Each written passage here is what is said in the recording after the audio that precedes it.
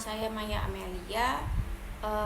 Berdasarkan video tutorial Interpreting versus Translation, saya dapat menjelaskan beberapa pertanyaan. Dan pertanyaan yang pertama yaitu, apa perbedaan translation dan interpreting? Interpreting dan translation adalah dua bentuk penerjemahan yang berbeda. Meskipun keduanya bertujuan untuk menghubungkan komunikasi antara dua bahasa yang berbeda, namun translation merupakan proses menerjemahkan bahasa tulisan dari bahasa sumber ke bahasa sasaran dengan tetap menjaga maknanya. Contohnya seperti mengubah teks tertulis seperti dokumen, artikel, atau buku dari bahasa asal ke bahasa sasaran. Sedangkan interpreting merupakan proses menerjemahkan bahasa lisan dari bahasa sumber ke bahasa sasaran. Interpreting memungkinkan komunikasi lintas bahasa secara langsung, baik secara tatap muka, dalam suasana konferensi, atau melalui telepon. Dan pertanyaan yang kedua yaitu, pada dasarnya ada berapa macam interpreting? Jelaskan dan berikan contohnya.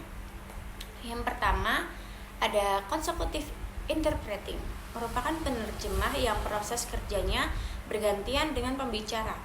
Maksudnya pembicara akan berbicara terlebih dahulu, lalu setelah itu memberikan jeda untuk penerjemah menerjemahkan pesannya. Consecutive interpreting bisa digunakan dalam acara seperti interview yang dapat ditemukan saat menonton talk show yang bintang tamunya adalah orang asing. Contohnya saja seperti Sinteyong yang selalu didampingi oleh seseorang yang berperan sebagai penerjemah beliau. Nah, lalu ada pertemuan bisnis, konferensi pers, dan layanan publik. Dan jenis yang kedua yaitu simultaneous interpreting, merupakan interpreter yang menerjemahkan pesan dalam bahasa sumber ke bahasa sasaran secara langsung atau saat itu juga. Sistem kerjanya yaitu saat pembicara menyampaikan sebuah kalimat atau lebih, lalu seorang interpreter simultaneous langsung menerjemahkan atau menginterpretasikan pesan tersebut secara beriringan dengan pembicaranya. Contohnya itu seperti pada saat rapat dewan dan ada di pemandu wisata tertentu. Dan yang ketiga itu side interpreting, penerjemahan lisan yang dimana interpreter mengalihkan dari teks tulis ke teks lisan. Hal ini berarti interpreter membaca naskah, hanya saja naskah tersebut ditulis dalam bahasa sumber bahasa Inggris, tetapi harus dibaca dalam bahasa sasaran bahasa Indonesia. Jadi terjemahan seperti ini seolah-olah speaker ada, tapi nyatanya tidak ada. Jadi yang dialihkan bukan suara speaker, melainkan pesan tertulis yang ada di dalam naskah, kemudian dialihkan ke dalam bahasa sasaran secara lisan oleh interpreter. Contohnya saat menerjemahkan naskah dari seseorang yang tidak ingin diketahui identitasnya, seperti saksi di pengadilan. Dan yang keempat itu ada whispered interpreting. Proses interpreting ini dilakukan dengan cara interpreter membisikkan informasi kepada speaker. Gaya bicara antara speaker dan interpreter bisa bergantian maupun bersama-sama. Yang pasti dalam whispered interpreting ini, seseorang interpreter dilarang mengeluarkan suara dengan keras. Interpreter hanya berhak berbisik-bisik. Contohnya pada saat pertemuan pribadi antara dua orang pejabat tinggi. Dan pertanyaan ketiga yaitu, orang seperti apa yang ingin menjadi interpreter?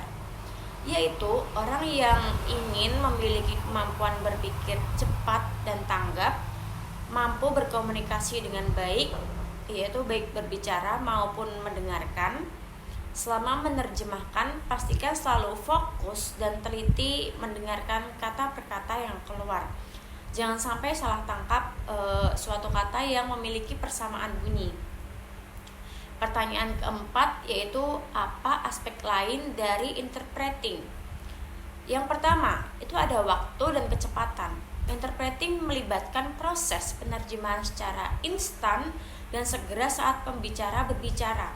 Interpreter atau penerjemah lisan harus dapat mengerti dan merespons dalam waktu nyata sehingga prosesnya itu sangat cepat. Yang kedua ada media komunikasi. Interpreting biasanya dilakukan dalam situasi komunikasi langsung seperti pertemuan bisnis, konferensi, pidato, atau pada saat wawancara. Interpreter hadir secara fisik atau menggunakan teknologi seperti perangkat audio atau video untuk memberikan penerjemahan secara langsung. Dan yang ketiga itu ada kemampuan penerjemah. Seorang interpreter harus memiliki kemampuan lisan yang baik, termasuk pemahaman mendalam kedua bahasa yang terlibat, keterampilan pendengaran yang baik, dan kemampuan untuk berpikir dan merespons dengan cepat. Lalu ada konteks dan akurasi. Karena interpreting terjadi secara langsung, interpreter tidak memiliki banyak waktu untuk memeriksa atau memperbaiki teks terjemahan mereka. Oleh karena itu, interpretasi mungkin lebih cenderung mengandung ketidakakuratan dan pergeseran makna yang kecil karena tekanan waktu. Pertanyaan yang kelima yaitu hal apa yang terbaik dari interpreting ketika dua orang tidak dapat berkomunikasi satu sama lain karena tidak dapat memahami satu sama lain karena kesulitan bahasa. Maka seorang penerjemah yang mengetahui kedua bahasa, budaya, dan adat istiadat yang digunakan sebagai perantara untuk memastikan terjadinya komunikasi dan pemahaman, maka dari itu keberhasilan transmisi informasi dan maknanya akan menjadi kepuasan antara kedua belah pihak. Dan pertanyaan keenam yang terakhir yaitu apa keuntungan lain dari interpreting? Keuntungan dari melakukan interpreting itu untuk meningkatkan kemampuan pronunciation, speaking, dan listening dengan memaksimalkan waktu yang disediakan dengan sebaik mungkin. Jadi itu dia beberapa pertanyaan yang dapat saya jelaskan dari video tutorial interpreting versus translation. Terima kasih.